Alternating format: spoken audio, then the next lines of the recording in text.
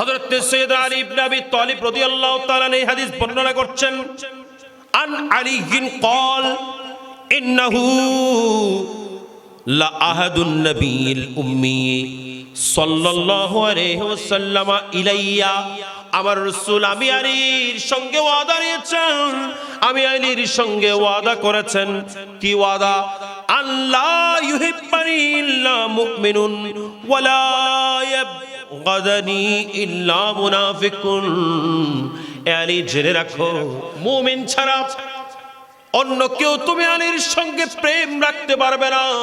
তুমি আলীকে ভালোবাসতে পারবে না আর যে ব্যক্তি মুনাফিক সে ছাড়া আর কেউ তুমি আলীর বুগজ তুমি আলীর আদাওয়াতি তুমি আলীর বিদ্বেষ তুমি আলীর সাথে বিদ্বেষ পোষণ করা আর কারো জন্য সম্ভব না একমাত্র আলীর প্রতি বিদ্বেষ তারা পোষণ করবেন যারা আল্লাহর রাসূলের এই ঘোষণা অনুযায়ী মুনাফিক আমাদের দেশে যারা মাওলা আলীকে মদ খেয়েছে বলে তহমত দেয় এরা কি কোনোদিন মুমিন হতে পারে কথা বলেন মুমিন হতে পারে যারা এই ধরনের বক্তব্য দিয়েছেন এই ধরনের বক্তব্য লিখেছেন তাদের পিছনে নামাজ পড়লে আপনার নামাজ নষ্ট হয়ে যাবে মুমিন এবং মুনাফিক পার্থক্য করার একটা মানদণ্ড একটা মিঠার সেটার নাম হলো মাওলা আলী সুবহানাল্লাহ মুনাফিক और मोमिन में अगर पहचान करनी है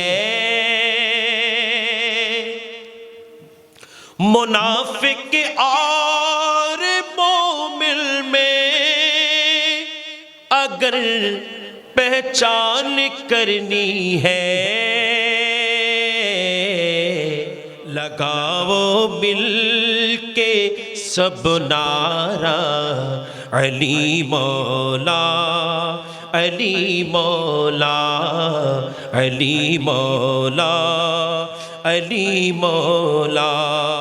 पुकारो मैं अली मौला तुझे क्यों दर्द होती है नबी ने खुद पुकारा है नबी ने खुद पुकारा है अली मौला अली मौला अली मौला अली मौला